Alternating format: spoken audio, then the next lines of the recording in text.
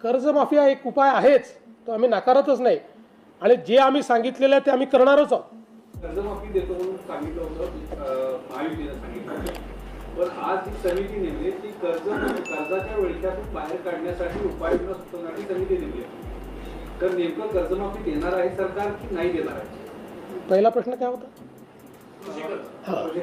5,000 कोटी रुपये जे आम्ही द्यायचं कबूल केलं होतं त्याची तरतूद मूळ अर्थसंकल्पामध्ये केलेली आहे.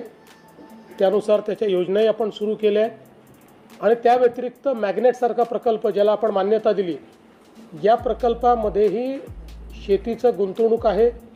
नानाजी देशमुख कृषी समृद्धी योजना त्याच्यातही शेती क्षेत्रातलीच गुंतवणूक आहे.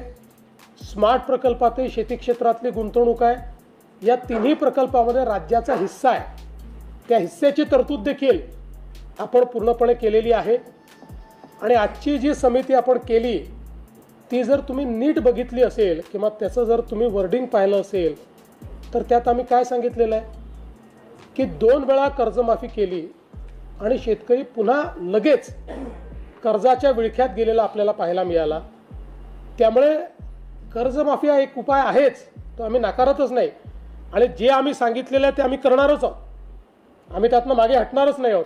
पण या समितीला आम्ही कर्जमाफी हा तात्कालिक आहे किंवा ज्याला आपण शॉर्ट टर्म मेजर म्हणतो तो आहे, म्हणून या समितीला शॉर्ट टर्म मेजरसोबत लॉंग टर्म मेजर देखील काय केले पाहिजे. कारण कुठल्याच राज्यात ही क्षमता नाही की दर 5 वर्षांनी ते राज्य कर्जमाफी करू शकेल. ही क्षमता नाही आहे आणि म्हणूनच आम्ही हा निर्णय घेतला. शेवटी कर्जमाफीला 20-25 हजार कोटी रुपये लागतील.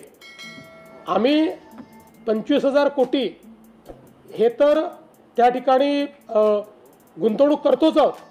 त्याच्या व्यतिरिक्त किसान सन्मान योजनेच्या माध्यमातून 12,000 कोटी रुपये वेगळे हे आपण शेतकऱ्यांच्या खात्यामध्ये थेट देतो.